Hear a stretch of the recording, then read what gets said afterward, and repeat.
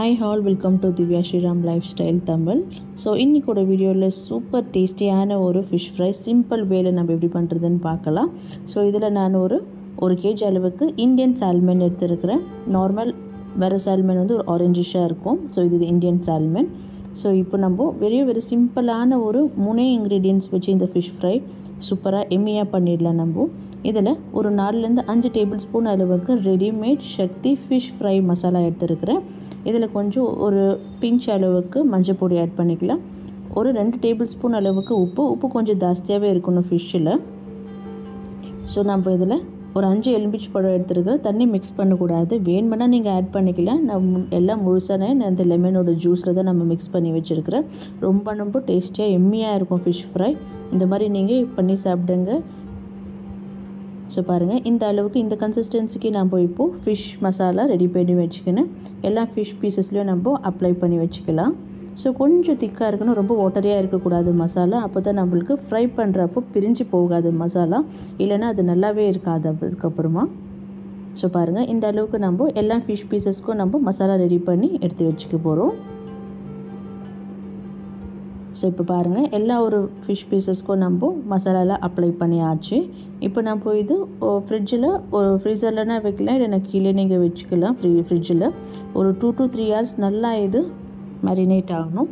இப்போ 2 to 3 hours நல்லா marinate ஆகிடுச்சு. நான் இப்போது செமி ஃப்ரை தான் நம்ம பண்ண போகிறோம். டீப் ஃப்ரை எப்போவுமே சால்மன் ஃபிஷ்ஷில் பண்ணக்கூடாது. நீங்கள் டீப் ஃப்ரை பண்ண அதில் இருக்கிற ஒரு நியூட்ரிஷன் எல்லாமே அதில் எண்ணெயிலே ஸ்டோர் ஆகிடும். அது உங்களுக்கு எதுவுமே கிடைக்காது. ஏன்னா சால்மனில் ரொம்ப ஒரு ரிச்சான உங்களுக்கு பெனிஃபிட்ஸ் இருக்குது. ஸோ தவா நல்லா இப்போது ஹீட் ஆகிடுச்சு. நீங்கள் கோகோனட் ஆயிலில் கூட பண்ணலாம். நான் இப்போது நார்மல் ஆயில் தான், சன்ஃப்ளவர் ஆயில் யூஸ் பண்ணியிருக்கிறேன்.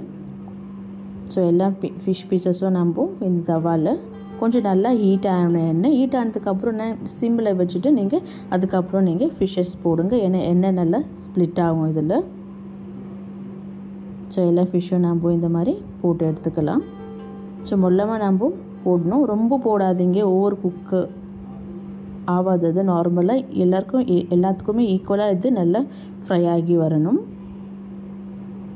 ஸோ ஒரே பக்கம் இது ஒரு 5 minutes இருக்கட்டும். அதுக்கப்புறம் நம்ம திருப்பி போட போகிறோம். 5 minutes கம்பல்சரி நம்ம லோ ஃப்ளேம்லேயே வச்சு குக் பண்ணணும்.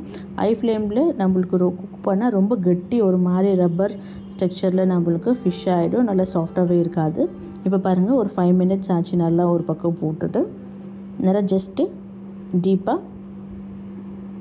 டிப் பண்ணி நீங்கள் திருப்பி போடுங்க. அது ஒரு பக்கம் 5 minutes விட்டுட்டு அவங்களுக்கு சூப்பர் டேஸ்டியான ஒரு சால்மன் ஃபிஷ் ஃப்ரை ரெடி ஆகிடுச்சு உங்களுக்கு. அவ்வளோதான்.